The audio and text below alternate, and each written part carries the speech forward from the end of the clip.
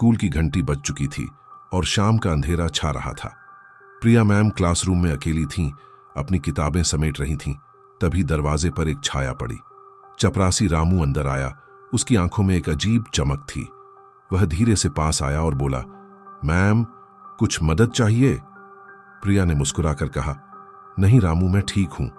लेकिन रामू नहीं रुका। उसने अपना हाथ आगे बढ़ाया और अचानक प्रिया के सीने पर रख दिया। प्रिया की सांसें रुक गईं, दिल की धड़कन तेज हो गई। क्या होगा अब? क्या यह एक गलती थी या कुछ और? हेलो दोस्तों, मेरे चैनल का नाम के स्टोन है, जहां मैं रोचक और सस्पेंस भरी कहानियां अपलोड करता हूं। अगर आपको पसंद आए तो सब्सक्राइब करना न भूलें और लाइक शेयर करें। अब चलिए पूरी कहानी सुनाते हैं। स्कूल का नाम था Saint Joseph public school.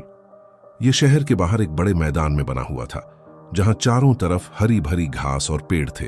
School में पढ़ने वाले बच्चे ज्यादातर अमीर घरों से आते थे और टीचर्स भी बहुत क्वालिफाइड थे।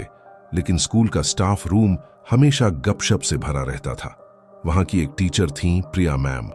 प्रिया 28 साल की थीं, गोरी चिट्टी, लंबे बाल और हमेशा साड़ी पहनती। उनकी आंखें बड़ी बड़ी थीं और मुस्कान ऐसी कि कोई भी देखता रह जाए। वह इंग्लिश पढ़ाती थीं और बच्चे उन्हें बहुत पसंद करते थे। लेकिन प्रिया की जिंदगी में एक कमी थी। उनका पति 2 साल पहले एक एक्सीडेंट में गुजर गया था। तब से वह अकेली रहती थीं और स्कूल ही उनका सहारा था। स्कूल में एक चपरासी था, रामू। रामू 35 साल का था, मजबूत कदकाठी, काला रंग और हमेशा चुपचाप काम करता। वह स्कूल में 10 साल से काम कर रहा था।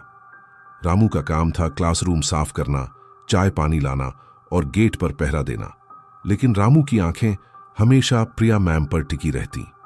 वह चुपके से उन्हें देखता, उनकी साड़ी की सिलवटों पर नजर रखता। रामू की जिंदगी भी आसान नहीं थी।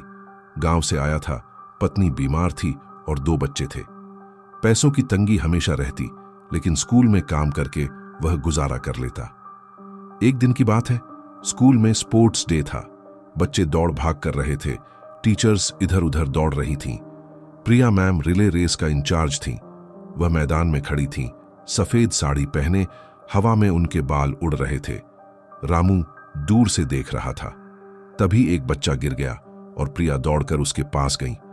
बच्चे को उठाने में उनकी साड़ी का पल्लू सरक गया और रामू की नजरें वहां टिक गईं। उसका दिल तेज धड़कने लगा। शाम को जब सब चले गए, रामू क्लासरूम साफ करने गया।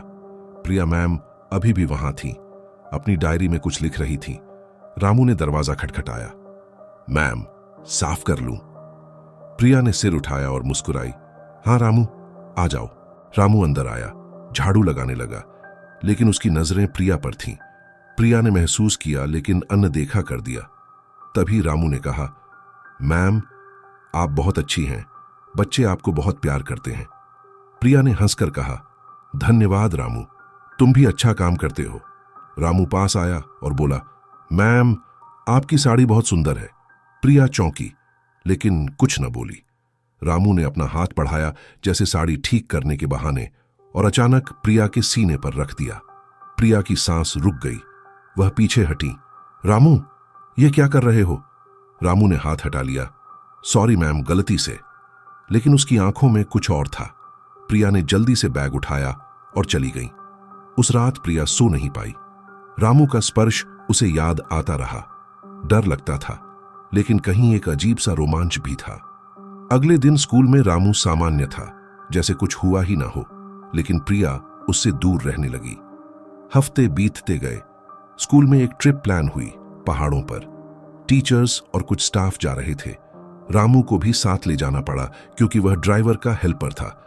बस में प्रिया और रामू साथ बैठे। रास्ते में बस रुकी। सब बाहर निकले। शाम हो गई थी। होटल में रूम अलॉट हुए। प्रिया का रूम सिंगल था। रात को वह बालकनी में खड़ी थी, चांद देख रही थी। तभी दरवाजा खटखटाया। कौन? मैम, रामू हूं, चाय लाया हूं। प्रिया ने दरवाजा खोला। रामू अंदर आया, चाय रखी और बोला, मैम, आप ठीक है? प्रिया ने कहा, हाँ। लेकिन रामू नहीं गया। वह पास आया। मैम, उस दिन की बात, मैं माफी मांगता हूं, लेकिन आप मुझे अच्छी लगती हैं। प्रिया डर गई। रामू, बाहर जाओ। लेकिन रामू ने दरवाजा बंद कर दिया। वह प्रिया के पास आया और फिर से अपना हाथ उसके सीने पर रखा। इस बार दबाया। प्रिया चिल्लाई, लेकिन रामू ने मुंह बंद कर दिया। चुप रहो मैम, कोई सुन लेगा। प्रिया की आंखों में आंसू आ गए। रामू ने उसे बिस्तर पर धकेल दिया। प्रिया विरोध कर रही थी, लेकिन रामू मजबूत था। उसने प्रिया की साड़ी खींचनी शुरू की। प्रिया की सांसें तेज थीं, दिल की धड़कन सुनाई दे रही थी। रामू ने उसके ब्लाउज के बटन खोले और सीने पर हाथ फेरा। प्रिया का शरीर कांप रहा था। रामू, मत करो, प्लीज। लेकिन रामू नहीं रुका। उसने प्रिया को किस किया, गाल पर, गर्दन पर। प्रिया का विरोध कम हो रहा था। कहीं अंदर से एक आग जल रही थी। 2 साल से वह अकेली थी। स्पर्श की भूख थी। रामू ने प्रिया की ब्रा उतारी और उसके स्तनों को दबाया। प्रिया की सिसकियां निकल रही थीं। आह! रामू!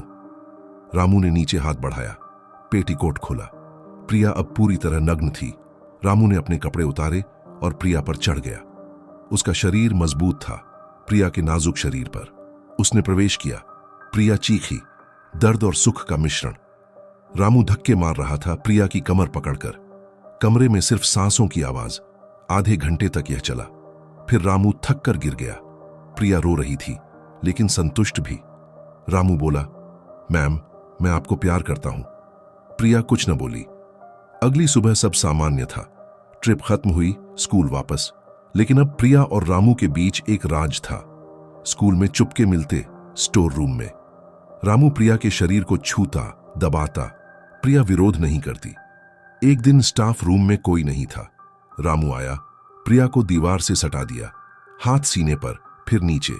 प्रिया की साड़ी ऊपर की और वहीं खड़े खड़े संबंध बनाया। प्रिया की आहें दबी हुईं। रामू, कोई आ जाएगा। लेकिन रोमांच बढ़ गया। समय बीतता गया। प्रिया गर्भवती हो गई। डर लगने लगा। रामू खुश था, लेकिन प्रिया डरी हुई। स्कूल में अफवाहें फैलने लगीं। प्रिंसिपल ने पूछा, प्रिया, क्या बात है? प्रिया ने झूठ बोला, कुछ नहीं सर। लेकिन रामू ने फैसला किया। वह प्रिया से शादी करना चाहता था। एक शाम स्कूल के बाद रामू प्रिया को गेट पर मिला। मैम, चलो भाग चलें। प्रिया सोच में पड़ गई। उसकी जिंदगी बदलने वाली थी। लेकिन तभी एक ट्विस्ट आया।